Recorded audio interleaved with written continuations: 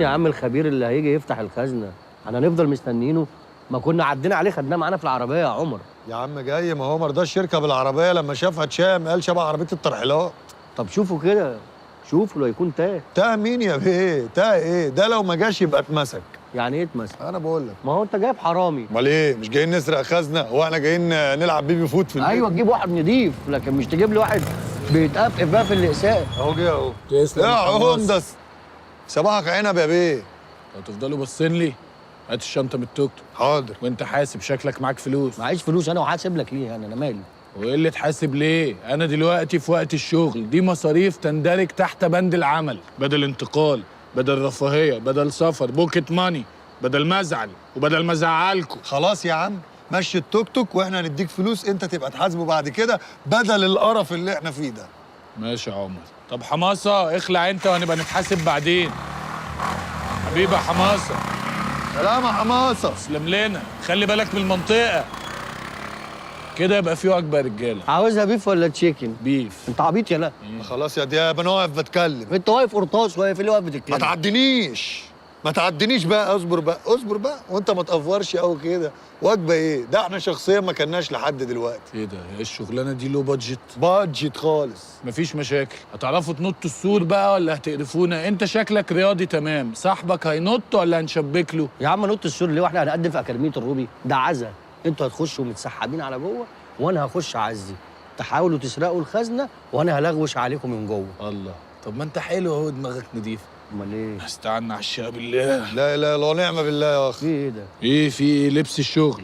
ده مش شغل، احنا داخلين نعزي. ايه المشكله؟ ما هو اسود اهو. جايب لي شراب امك وهنخش بقى بيه دلوقتي؟ يا انت عم عبيط؟ يا عم لا، انا امي ما بتلبسش الشرابات دي، ده شفاف خالص، بتلبس حاجه اتقل من كده. يا عم ده نخش نعمل بيه ايه؟ ده ايه ده؟ يا عم وايه اللي ايه ده يا عم؟ هو ده لبس الشغل. خلاص تمام، هو عارف هيعمل ايه. عارف يعمل ده؟ بتخلف عقليا. شغلته. سيبه. انا هخش جوه اعزي، انتوا اسلكوا من ورا. يلا ماشي يلا. ماشي. يلا يا عمر. هات الشنطه. يلا. حلوه الفيلا دي. احنا من ورا احنا. يلا يا عمر. يلا يا عمده بسرعه. يلا بسرعه. يلا يا عمده والنبي يا عمر، مفيش وقت.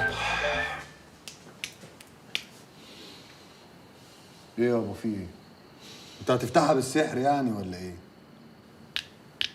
ما يلا يابا.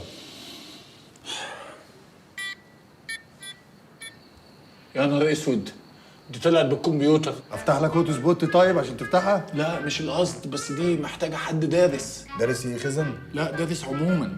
انت بتعرفش تقرا وتكتب ولا ايه؟ لا انا بكتب بس.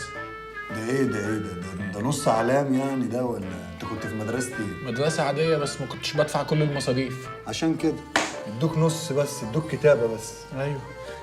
سعيكم مشكور. ما انتوا قاعدين يا جماعه رايحين فين؟